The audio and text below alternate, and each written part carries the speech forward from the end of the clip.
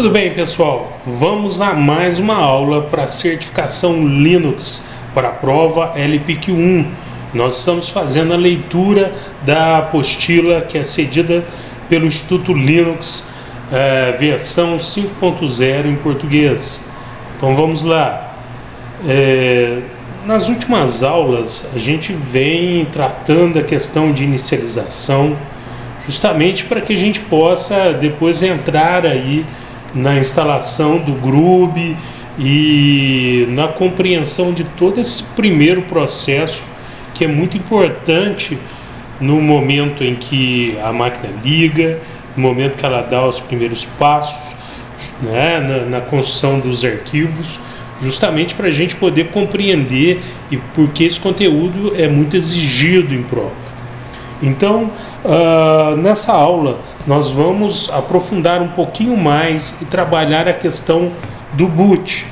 O boot é um diretório muito importante dentro do Linux, que depois que nós passamos por aqueles primeiros estágios lá do firmware, onde a gente tem a BIOS, o UEFI, onde a gente tem o MBR ou o GPT, onde nós temos lá o bootloader, aonde vem o Grub, que ainda nós vamos aprofundar um pouco mais. Nós temos o boot, e o boot é o momento da inicialização do sistema, é o momento em que o sistema dá os primeiros passos aí na construção dos arquivos e diretórios e toda aquela árvore de arquivos e diretórios que a gente conhece dentro do Linux. Nesse conteúdo da partição /boot, nós podemos perceber que ali o sistema gerenciador ele começa a funcionar. Então vamos aqui entender quais os pontos principais do /boot. No /boot nós temos aqui o Grub, do qual nós vamos estudar. O Grub ele foi acionado à medida que o bootloader foi acionado anteriormente. Nós temos aqui o Grub. Nós temos aqui as imagens do sistema. O init.id.img 6.12.57 mais deb 13 AMD 64 é uma configuração muito específica da minha máquina. Porém, o arquivo init.rd.mg ele sempre vai existir aí como uma espécie de arquivo temporário que vai ser utilizado no momento da instalação.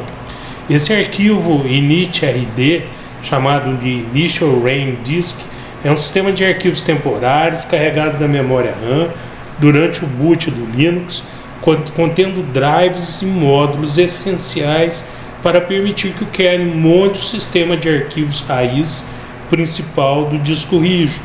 Ele funciona como uma ponte de duas fases, onde o kernel inicializa com um conjunto mínimo de drives e usa o init.rd para carregar os módulos adicionais, como os de disco.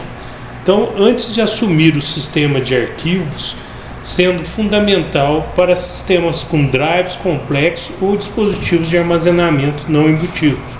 Que a gente percebe que esse primeiro momento, o init.rd.img, ele faz aí um processo de pré-instalação do sistema com alguns comandos ainda bem mais básicos, onde não é todo o sistema, que vai possibilitar aí que o sistema possa ser instalado. Então são os primeiros passos aí para poder realizar a montagem dos arquivos dentro do sistema. No momento que a gente passa para a segunda parte aqui do nosso diretório boot, nós vemos aqui o system.map 6.12.57, que é a versão do Linux que eu estou usando. O sistema de vocês provavelmente vai estar diferente, a menos que vocês estejam usando a mesma versão. Aqui é um Debian 13 AMD 64.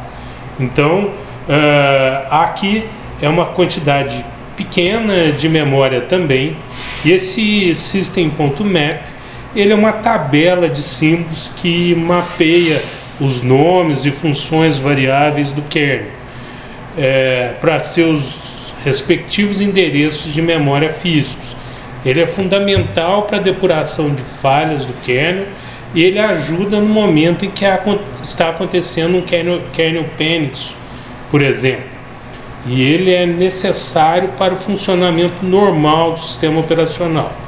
O que acontece com esse System Map é que ele somente vai servir para poder ser utilizado aí no momento do kernel panic se o config calsim-ms, né, essa configuração aqui, ela estiver ativada lá no /proc. Em resumo, embora o processo de boot ele possa prosseguir desde que o kernel tenha funcionalidade, ou seja, desde o calsims ele esteja aí acionado, o System Map ele passa a ser essa ferramenta de diagnóstico para todo o sistema Linux. Então esse calsims, na realidade, ele está lá dentro do /proc.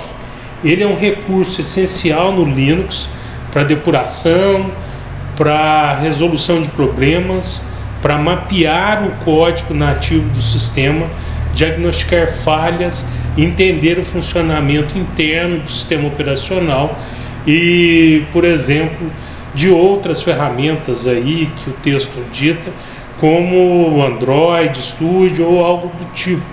Então, nós vemos aqui uma imagem aqui do calsims. Nós podemos entrar dentro do sistema também e verificar aonde ele está. Então a gente pode observar aqui que à medida que você entra lá no /proc, vou fazer o caminho aqui novamente. Eu estava com ele aqui aberto. Vamos aqui poder visualizar. Então ls-la less. Vamos só arrumar aqui o monitor. E vamos descendo aqui até encontrá-lo. Ele aqui, o calsim-ms. Ele é esse arquivo que vai possibilitar esse processo aí de verificação e de resgate da máquina caso houver algum kernel panic. Além disso, outras ferramentas do sistema, como o PS, que possibilita o monitoramento e análise do sistema, também utiliza das informações do System Map que fica lá no /boot.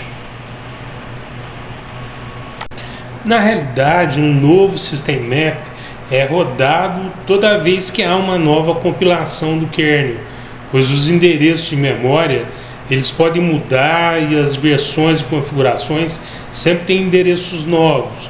Então, o System Map, que tem todo o mapeamento aí do sistema e que ajuda aí no momento da instalação, se houver uma mudança de versão, ele vai ter que ser novamente instalado dentro do sistema.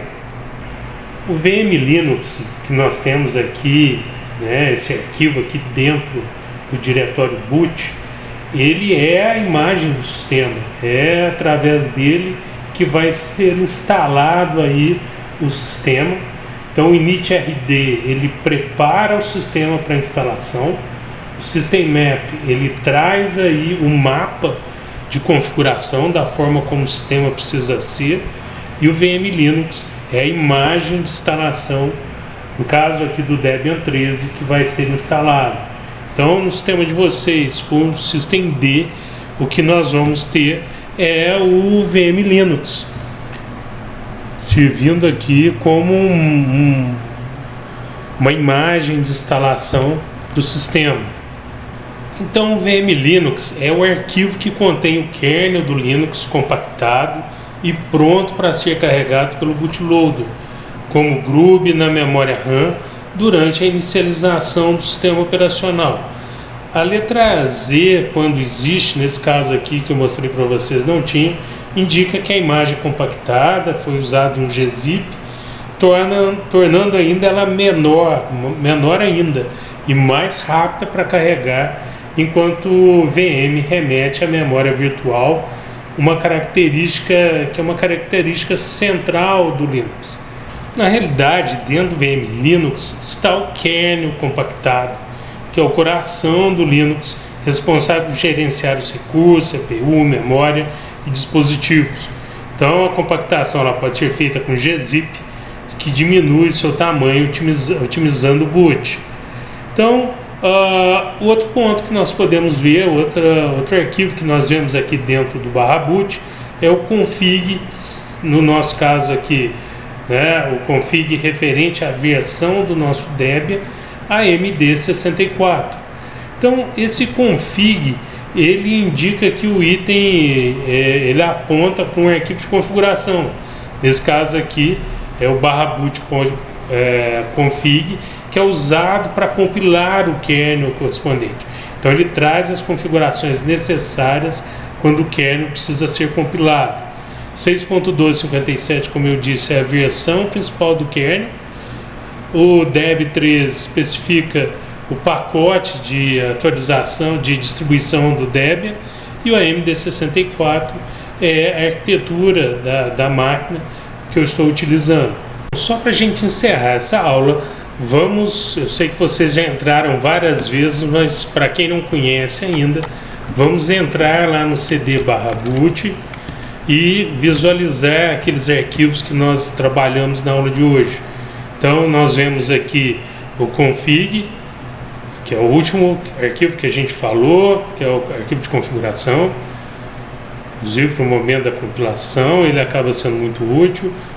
O grub, que é o arquivo específico para o bootloader, que já foi acionado, que aqui nós já estamos no momento posterior, no momento que a máquina já está ligando, o sistema já está sendo instalado.